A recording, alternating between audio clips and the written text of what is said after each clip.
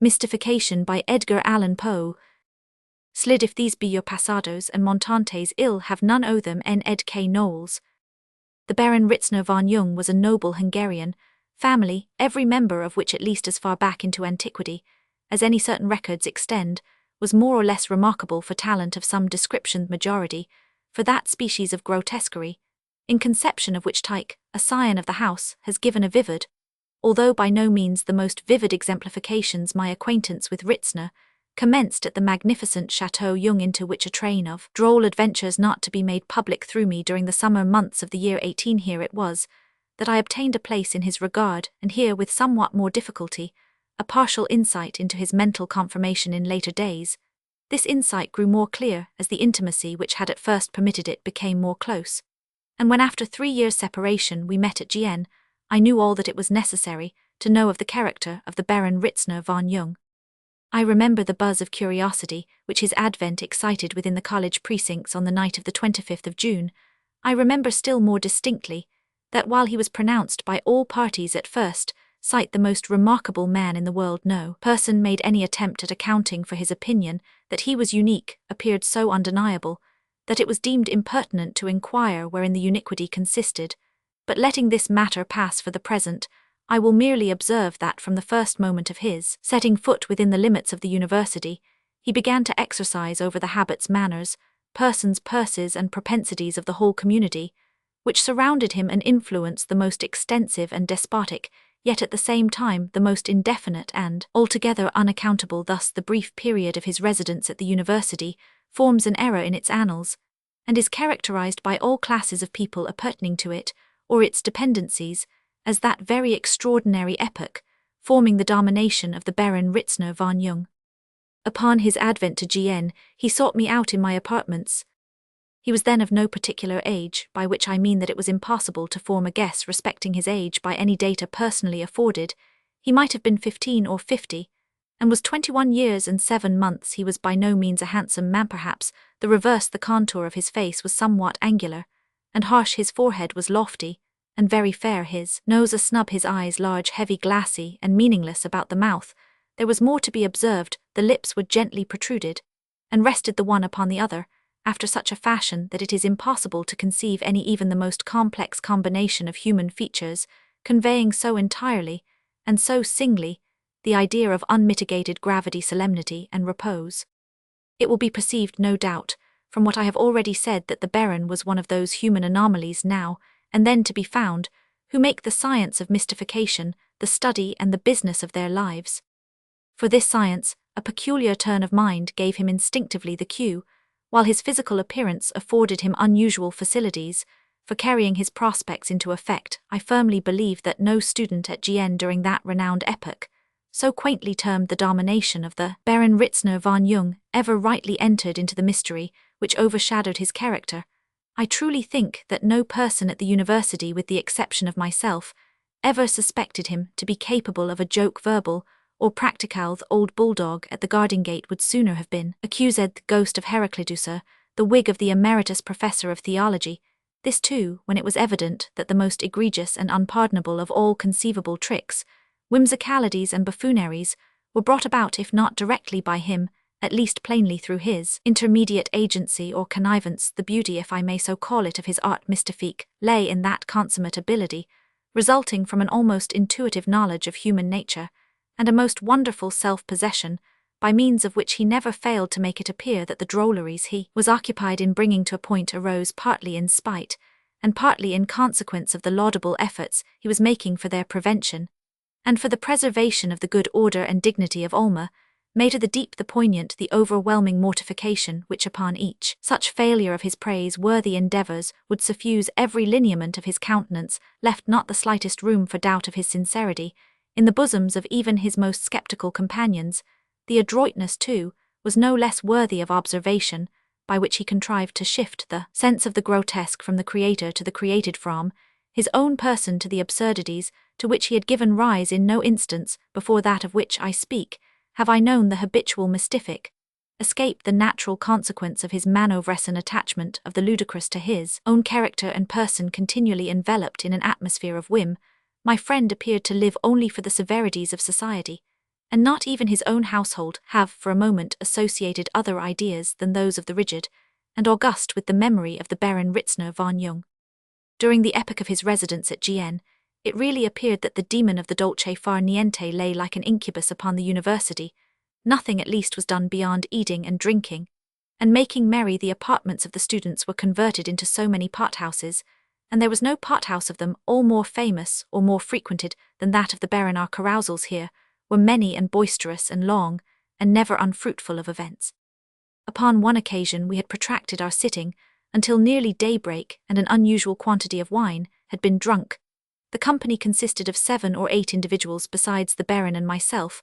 Most of these were young men of wealth, of high connection, of great family pride, and all alive with an exaggerated sense of honor. They abounded in the most ultra-German opinions respecting the duello. To these quixotic notions, some recent Parisian publications, backed by 3 or 4 desperate and fatal rencounters at Gien, had given new vigor and impulse, and thus the conversation during the greater part of the night had run wild upon the all-engrossing topic of the times. The Baron, who had been unusually silent and abstracted in the earlier portion of the evening, at length seemed to be aroused from his apathy, took a leading part in the discourse, and dwelt upon the benefits, and more especially upon the beauties of the received code of etiquette, in passages of arms, with an ardor and eloquence and impressiveness and an affectionateness of manner, which elicited the warmest enthusiasm from his hearers.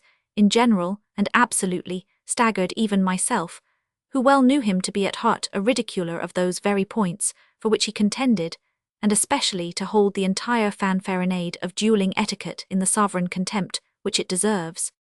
Looking around me during a pause in the Baron's discourse, of which my readers may gather some faint idea, when I say that it bore resemblance to the fervid chanting, monotonous, yet musical sermonic manner of Coleridge, I perceived symptoms of even more than the general interest in the countenance of one of the party. This gentleman, whom I shall call Hermann, was an original in every respect except perhaps in the single particular that he was a very great fool. He contrived to bear, however, among a particular set at the university, a reputation for deep metaphysical thinking, and I believe for some logical talent as a duelist. He had acquired great renown. Even at Gien, I forget the precise number of victims who had fallen at his hands, but they were many. He was a man of courage undoubtedly, but it was upon his minute acquaintance with the etiquette of the duello, and the nicety of his sense of honor, that he most especially prided himself.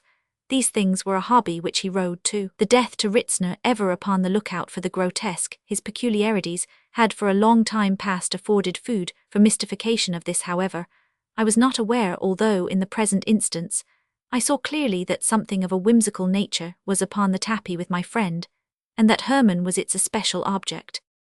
As the former proceeded in his discourse, or rather monologue, I perceived the excitement of the latter momently increasing. At length he spoke, offering some objection to a point insisted upon by R, and giving his reasons in detail. To these the Baron replied at length, still maintaining his exaggerated tone of sentiment, and concluding in what I thought very bad taste with a sarcasm and a sneer. The hobby of Hermann now took the bit in his teeth.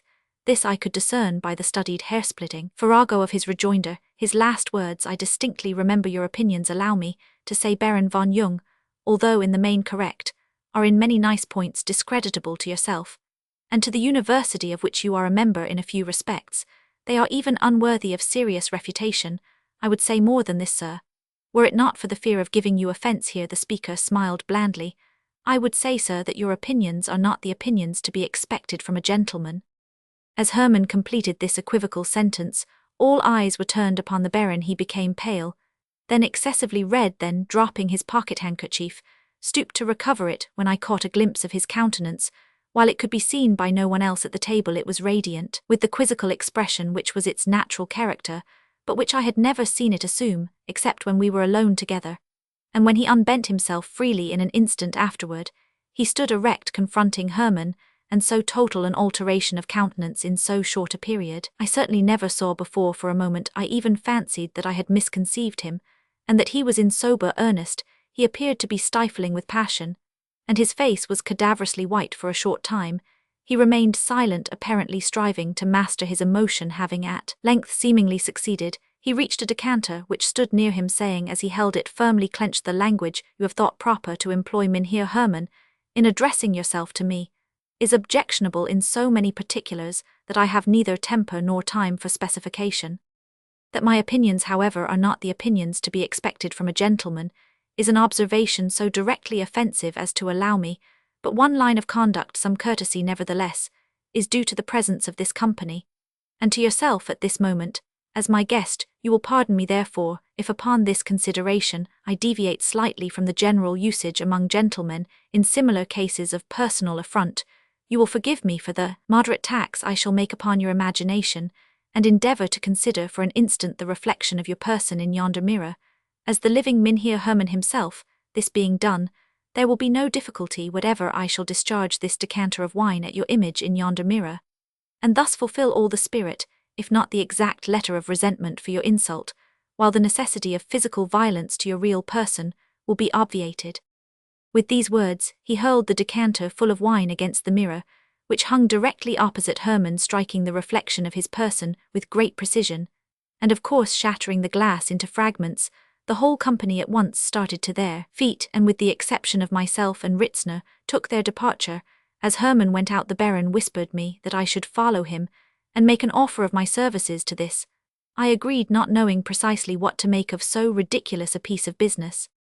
The duellist accepted my aid with his stiff and ultra-recherche air, and taking my arm led me to his apartment.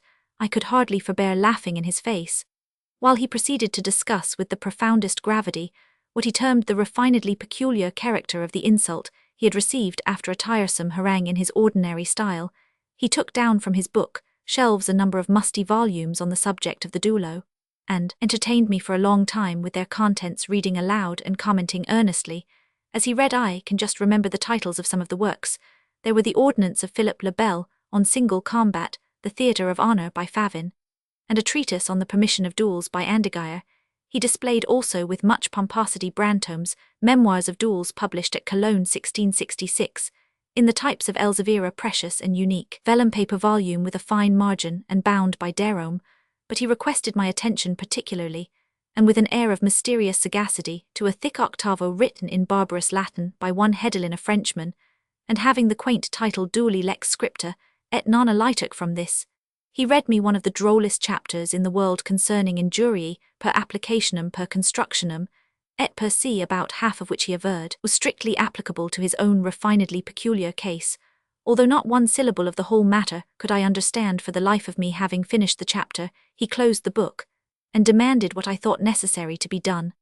I replied that I had entire confidence in his superior delicacy of feeling, and would abide by what he proposed. With this answer, he seemed flattered, and sat down to write a note to the Baron. It ran thus: "So my friend Roman 1000p will hand you this note. I find it incumbent upon me to request at your earliest convenience an explanation of this evening's occurrences at your chambers. In the event of your declining this request, Mr. P will be happy to arrange with any friend whom you may appoint the steps preliminary to a meeting.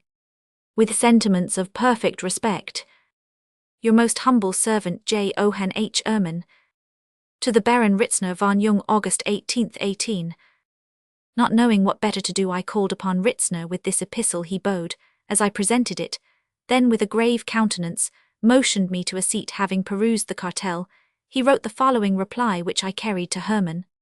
Through our common friend Mr. P, I have received your note of this evening. Upon due reflection, I frankly admit the propriety of the explanation you suggest. This being admitted, I still find great difficulty owing to the refinedly peculiar nature of our disagreement, and of the personal affront offered on my part in so wording what I have to say by way of apology, as to meet all the minute exigencies, and all the variable shadows of the case. I have great reliance, however, on that extreme delicacy of discrimination in matters appertaining to the rules of etiquette, for which you have been so long and so preeminently distinguished. With perfect certainty, therefore, of being comprehended, I beg leave, in lieu of offering any sentiments of my own, to refer you to the opinions of Seer Hedelin, as set forth in the 9th paragraph of the chapter of injurii per applicationem per constructionem et per se in his Duelli lex scripta, et non alitic. The nicety of your discernment in all the matters here treated will be sufficient, I am assured, to convince you that the mere circumstance of me referring you to this admirable passage ought to satisfy your request, as a man of honour, for explanation. With sentiments of profound respect, your most obedient servant V. on J. Ung. The Herr Johann Hermann, August 18, 18.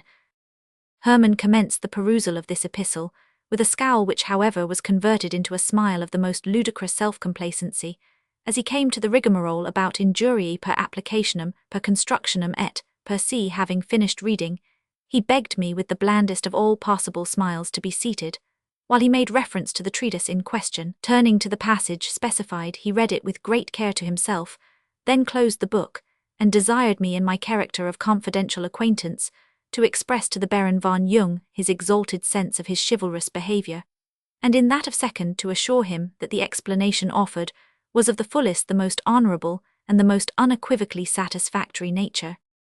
Somewhat amazed at all this, I made my retreat to the Baron.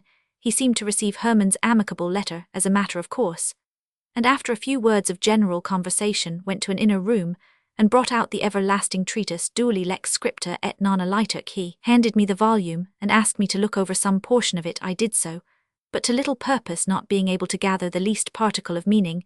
He then took the book himself, and read me a chapter aloud. To my surprise, what he read proved to be a most horribly absurd account of a duel between two baboons. He now explained the mystery, showing that the volume, as it appeared prima facie, was written upon the plan of the nonsense verses of Du Bartas, that is to say, the language was ingeniously framed, so as to present to the ear all the outward signs of intelligibility, and even of profundity, while in fact not a shadow of meaning existed. The key to the whole was found in leaving out every second and third word alternately, when there appeared a series of ludicrous quizzes upon a single combat, as practised in modern times. The Baron afterwards informed me that he had purposely thrown the treatise in Hermann's way 2 or 3 weeks before the adventure, and that he was satisfied from the general tenor of his conversation that he had studied it with the deepest attention, and firmly believed it to be a work of unusual merit. Upon this hint, he proceeded Hermann would have died 1,000 deaths rather than acknowledge his inability to understand anything and everything in the universe that had ever been written about the duello.